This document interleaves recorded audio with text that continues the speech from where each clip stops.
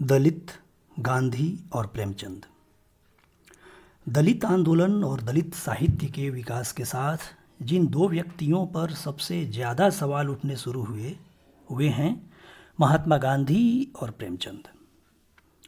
गांधी और प्रेमचंद के विचारों से इत्तेफाक न रखने के बावजूद इसे स्वीकार करने में परेशानी नहीं होनी चाहिए किसी को भी कि गांधी तत्कालीन राष्ट्रीय स्वाधीनता आंदोलन के सबसे बड़े नेता थे और प्रेमचंद सबसे बड़े कथाकार। संयोगवश गांधी और प्रेमचंद दोनों गैर दलित थे।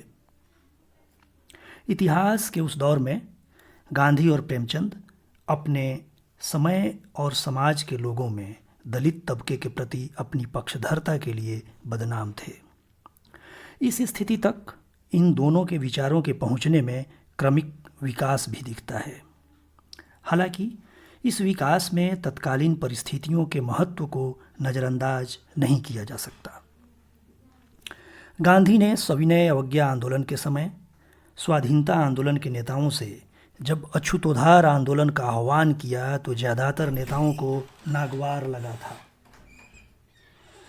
जवाहरलाल नेहरू ने अपनी आत्मकथा में इसे स्वीकार किया है। गोया कि पूरे देश को आज़ाद कराने जैसे बड़े मकसद के सामने गांधी के अछूतोद्धार जैसे रचनात्मक कार्य का कोई महत्व ही न हो। इन नेताओं को स्वाधीनता की लड़ाई के समय अछूतोद्धार जैसे आंदोलन अपने लक्ष्य से भटकाव लगा था। इन लोगों का मानना था कि आज़ादी मिलने के बाद इन सारी आंतरिक समस्याओं का हल हो जाएगा, लेकिन गांधी को इसका भरोसा नहीं था। तभी तो वे स्वाधीनता आंदोलन के समानांतर अछूतोद्धार कार्यक्रम पर जोर दे रहे थे। प्रेमचंद अपने रचनात्मक साहित्य एवं पत्रकारिता संबंधी लेखन में इन सवालों को बार बार उठा रहे थे और अपना पक्ष स्पष्ट कर रहे थे, पूरी साफगोई के साथ। भारतीय दलित साहित्य अकादमी के सदस्यों ने प्रेमचंद की 125वीं जयंती के अवसर पर रंगभूमि को जलाया। इन लोगों का कहना था कि रंगभूमि में दलितों के एक खास जातिसूचक शब्द का प्रयोग हुआ है, जिससे जाटव समाज के लोगों की भावनाएं आहत हो रही हैं। गौरतलब है कि रंगभूमि सीबीएसई बोर्ड के पाठ्यक्रम में लगाया गया है। सीबीएसई बोर्ड और प्रेमचंद को लेकर पिछले साल भी काफ़ी विवाद हुआ था, लेकिन तब विवाद की वजह दूसरी थी। यहाँ यह भी उल्लेखनीय है कि भारतीय दलित साहित्य अकादमी का सदस्य कोई महत्वपूर्ण दलित रचनाकार नहीं है। इसमें खास विचारधारा के दलित लेखक हैं। जिन दलित लेखकों ने अपनी महत्वपूर्ण रचनाओं के जरिए खास पहचान बनाई है वे सब दलित लेखक संघ के सदस्य हैं। दलित लेखक संघ के लेखकों ने भारतीय दलित साहित्य अकादमी के लेखकों का साथ नहीं दिया। जिस दिन भारतीय दलित साहित्य अकादमी के सदस्य रंगभूमि जला रहे थे उसी दिन हंस पत्रिका द्वारा आयोजित गोष्ठी में दलित रचनाकार ओम प्रकाश वाल्मीकि और शिवराज सिंह बेचैन ने अपनी असहमति जताई थी। ओम प्रकाश वाल्मीकि ने इसका विरोध करते हुए कहा था कि प्रेमचंद से पूना पैक्ट के मुद्दे पर हमारा विरोध है, लेकिन हम उनके रचनात्मक महत्व को अस्वीकार नहीं करते। किसी रचना का जवाब रचना से ही दिया जा सकता है, हम उसको जलाने के पक्ष में नहीं हैं। श्री वाल्मीकि का कहना था कि अगर जलाना ही है तो पहले अपने जाति प्रमाण पत्र को जलाना चाहिए। दलित लेखक डॉक्टर तुलसीराम ने इस मुद्दे पर गहराई से विचार करते हुए नवभारत टाइम्स में एक इंटरव्यू दिया है। नवभारत टाइम्स में 1 अगस्त 2004 को छपे इस इंटरव्यू में डॉक्टर तुलसीराम कहते हैं कि शब्दों के बाल की खाल निकाली जाए तो इस खास जाति सूचक शब्द का उल्लेख ऋग्वेद, गीता, पुराण आदि ग्रंथों में नहीं है। इस शब्द का उल्लेख तो मध्ययुग के बाद देखने को मिलता है। इस आधार पर हम यह नहीं कह सकते कि इन शब्दों का इस्तेमाल गलत है, लेकिन वर्ण व्यवस्थावादी बातों को भी सही नहीं ठहरा सकते। गौतम बुद्ध ने वर्ण व्यवस्था के खिलाफ आंदोलन चलाया और उसे अवैध घोषित किया, लेकिन अपने उपदेशों में उन्होंने भी एक खास शब्द का काफ़ी इस्तेमाल किया। शब्दों के इस्तेमाल की बात है तो आम्बेडकर की पुस्तक रिडिल्स ऑफ हिंदुत्व में riddle of Ram, riddle of Krishna पर शिवसेना, बीजेपी और आरएसएस ने खूब बवाल मचाया था। इस समस्या से निपटने के लिए महाराष्ट्र सरकार ने फुटनोट लिखवाया है कि ये लेखक के निजी विचार हैं, उनका सरकार से कोई संबंध नहीं। इस तरह का फुटनोट प्रेमचंद की रंगभूमि में भी लिखा जा सकता है कि लेखक का विचार दलित आत्मसम्मान को ठेस पहुंचाना नहीं है। इन शब्दों को तकनीकी रूप में देखने के बजाय उनके ऐतिहासिक परिप्रेक्ष्य पर ध्यान देना चाहिए। ये डॉक्टर तुलसीराम का विचार है।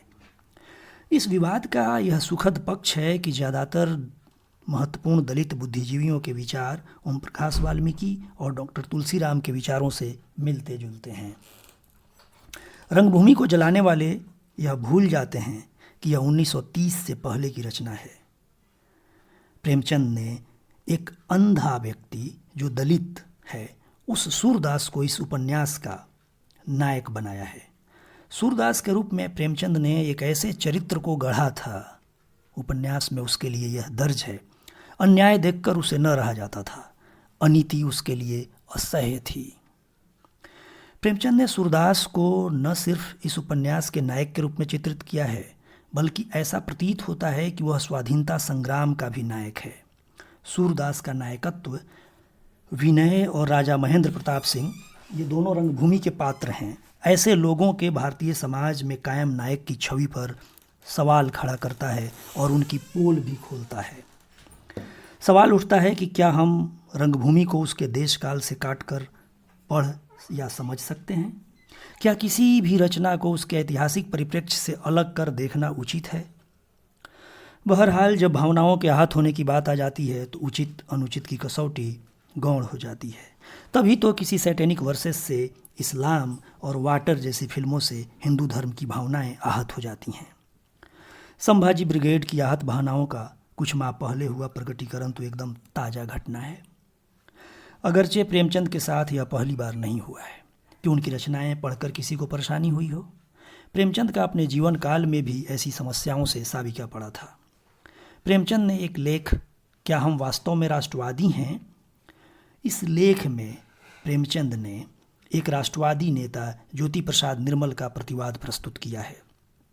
ज्योति प्रसाद निर्मल ने प्रेमचंद की कहानी ब्रह्मभोज और सत्याग्रह का हवाला देते हुए आरोप लगाया था कि प्रेमचंद ने 3/4 कहानियों में ब्राह्मणों को काले रंगों में चित्रित करके अपनी संकीर्णता का परिचय दिया है।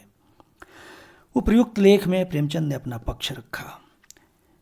दरअसल इस दृष्टि से देखने पर प्रेमचंद की सभी रचनाओं से किसी न किसी जाति की भावनाएं आहत होने लगेंगी। प्रेमचंद अपनी रचनाओं के जरिए स्वाधीनता आंदोलन में हिस्सेदारी कर रहे थे, इसे अपने जीवन एवं लेखन का लक्ष्य भी मानते थे। बावजूद इसके स्वाधीनता संग्राम पर लिखी कहानियों में इसके नेताओं के ढुलमुल चरित्रों को उजागर करने में जरा भी परहेज नहीं करते थे। गोदान में राय साहब जैसे कांग्रेसी नेताओं का जो चरित्र उभर कर आता है उसे क्या कहा जा सकता है?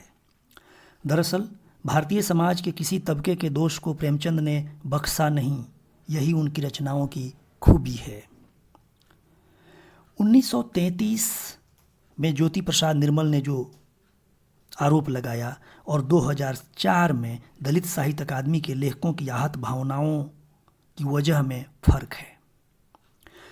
ज्योति प्रसाद निर्मल को परेशानी थी कि प्रेमचंद ने ब्राह्मणों को काले रंगों में चित्रित किया। दलित साहित्य अकादमी के लेखकों ने चरित्र चित्रण को लेकर फिलहाल कोई आरोप नहीं लगाया है। अलबत्ता कफन कहानी का पुनर्पाठ करते वक्त डॉक्टर धर्मवीर जैसे कुछ दलित लेखकों ने ऐसा आरोप लगाया है। ज्योति प्रसाद निर्मल और दलित साहित्य अकादमी के लेखकों की आहत भावनाएं जिस रूप में प्रकट हुई हैं, उससे क्या निष्कर्ष निकाला जा सकता है? 1933 में निर्मल ने लेख लिखकर अपनी आहत भावनाओं को शांत किया था, अपना विरोध दर्ज किया था। 71 साल बाद 2004 में प्रेमचंद की किताब जलाई जा रही है। हमारे समाज में लोकतांत्रिक मूल्यों का कितना विकास या ह्रास हुआ, क्या इस कसौटी पर इस घटना के मद्देनज़र परखना उचित नहीं होगा? शुक्रिया।